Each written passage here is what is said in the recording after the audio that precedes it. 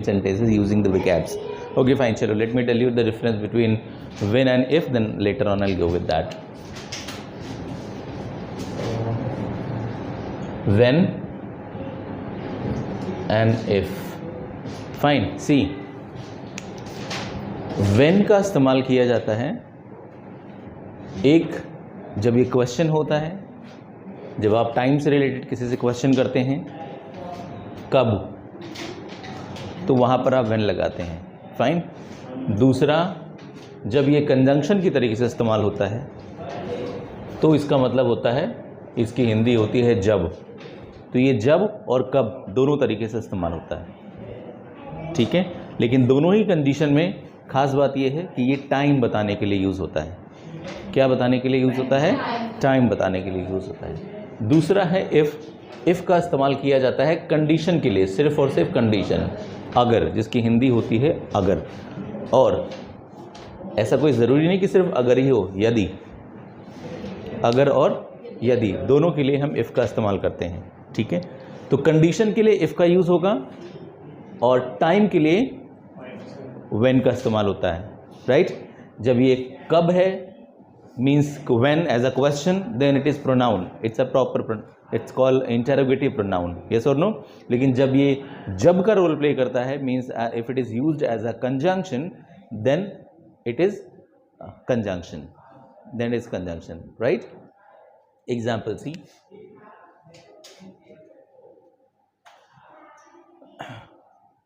वह कब स्कूल जाता है. वह कब स्कूल जाता है. तो यहां पर कब के लिए हम यूज करेंगे when, and when would be at the first, right?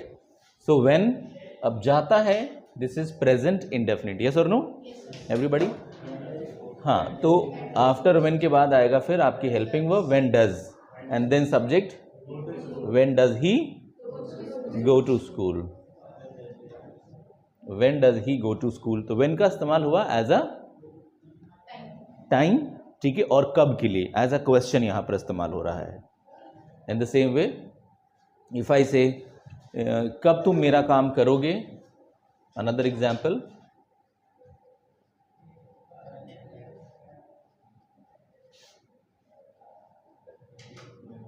कब तुम मेरा काम करोगे. हाँ. तो यहां पर अगेन when फ्यूचर है, काम करोगे. यस और नो. फ्यूचर इंडेफिनिट है, तो when के बाद यूज करोगे फिर आप फ्यूचर, यानी when will you do my work. when will you do my work. Clear. तो यहां पर when यूज हो रहा है एज अ प्रोनाउन. ठीक है. कब के लिए स्पेशली. नेक्स्ट एग्जाम्पल, जब का इस्तेमाल कैसे करते हैं. जैसे मैंने कहा कि वह स्कूल जाता है जब मैं जाता हूं. यस और नो. तो यहां पर जब मैं जाता हूं, ये क्या दिखा रहा है, ये एक टाइम दिखा रहा है. मेरे जाने का टाइम है 7 बजे, है ना. तो या तो मैं बोलूं वह 7 बजे स्कूल जाता है, या फिर मैं कह सकता हूं कि वह स्कूल जाता है जब मैं स्कूल जाता हूं, या जब मैं स्कूल जाता हूं तब वो स्कूल जाता है. तो यहां पर भी ये टाइम के ही लिए इस्तेमाल हुआ है, but it is used as a conjunction here. तो वह स्कूल जाता है, ही गोज टू स्कूल. हाँ. जब के लिए यूज हो गया when I go. He goes to school when I go. Fine. और when I go he goes to school. It can be vice versa, right? दोनों तरीके से. Next example, if I say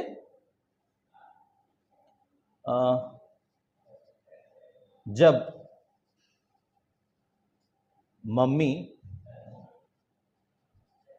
कहती हैं तब वह खाना बनाता है। जब मम्मी कहती हैं तब वो खाना बनाता है। हाँ, तो जब के लिए यहाँ पर भी क्या इस्तेमाल हुआ? When. When mummy says. When mummy says. अब इधर यू मेंशन देन, चाहे आप देन लगाओ या फिर ना लगाओ, कोई ज़रूरी नहीं। सिंपल पॉज देने के बाद फिर आप मेंशन कर सकते हो when mama says he कुक्स food. Simple, when mama says he कुक्स food. ठीक है, सो इस तरीके से हम व्हेन का इस्तेमाल करते हैं। Got it? If is used for condition only. Example, अगर मैं स्कूल जाता, अगर मैं स्कूल जाता तो उससे बात करता। अगर मैं स्कूल जाता तो उससे बात करता। यस और no? So it means talking about past. Yes और नो? ठीक है, कि मैं स्कूल नहीं गया इसलिए बात नहीं हुई, मैं स्कूल नहीं गया इसलिए बात नहीं हुई, लेकिन अगर मैं जाता तो ज़रूर उससे बात करता। राइट? तो अगर के लिए यूज़ करेंगे हम यहाँ पर इफ। अगर मैं जाता, दिस सेंटेंस, इस तरह का जो सेंटेंस होगा, अगर मैं जाता, अगर मैं करता, अगर उससे मिलता, तो यहां पर दिख आपको जाता रहा है। यस और नो? ता है, ती है, ते हैं दिख रहा है। क्लियर? लेकिन इसे आप फ्रेम करेंगे सेकेंड फॉर्म से। किसी फॉर्म से? सेकेंड फॉर्म आएगी यहां पर। तो इफ आई, जाने की इंग्लिश गो, गो का second form went. If I went, if I went to school, if I went to school, तो मैं उससे बात करता। ईदर यू मेंशन सो और no need to mention. I, if I went to school, I would talk, I would talk to him. यहां पर जो second formula होगा that will be subject, would and verb base form and then object. First formula subject, verb का second form and object. ठीक है, सबसे पहले if, then subject, verb का second form, they. This is the formula for the first clause and for the second clause would be subject, would, verb का base form and object. This would be clause means which completes a subject and verb, means subject and predicate. A complete subject and predicate is called clause, right? So अगर ऐसा होता तो ऐसा होता, अगर मैं वहां जाता तो बात करता, नहीं गया इसलिए बात नहीं हुई। In the same way next example, अगर मम्मी मार्केट जाती तो सब्जी लाती, है ना? हाँ, अगर मम्मी, हाँ, अगर मम्मी मार्केट जाती तो सब्जी लाती। अगर मम्मी मार्केट जाती तो सब्जी लाती। अब मम्मी गई नहीं मार्केट तो कहाँ से सब्जी लाएं? ठीक है, सो सेंटेंस क्या होगा? Come on, if, yes, if mother went to the market, if mother went to the market, she would bring, she would bring some vegetables. Got it? Ready to answer?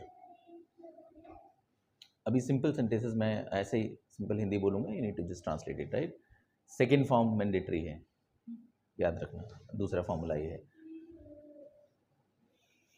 अगर मैं आपके भाई से मिलता तो उससे बात करता। If I met your brother, I would talk. अगर मैं आपके भाई से मिलता तो मैं उससे बात करता। I would talk to him.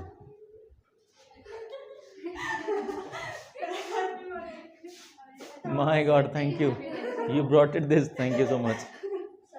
तुम लोग कब सरप्राइज दे देते हो? हाँ, सरप्राइज सुबह से मिल रहा है मुझे. अच्छा चलो, वन मोर सरप्राइज. ओके, मैं हाफ सेंटेंस बोल रहा हूँ पहले ना, हाफ सेंटेंस को ट्रांसलेट करो.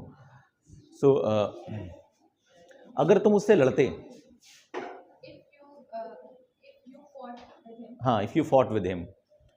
अगर आप खाना बनाते,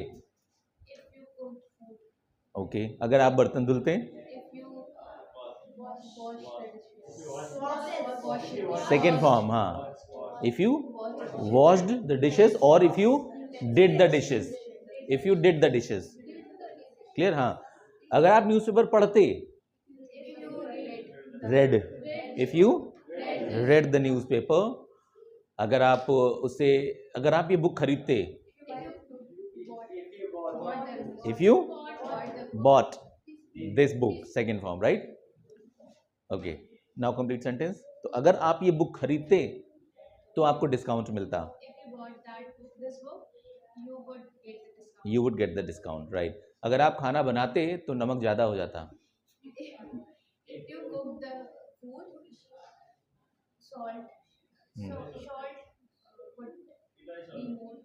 Would be more.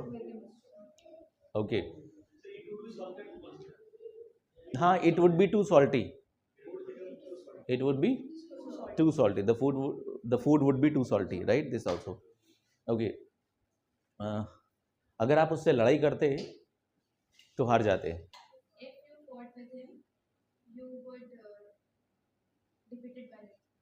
You would be defeated by him. If you are making passive form, you would be defeated by him, right? ठीक है, okay, fine, चलो, sit down.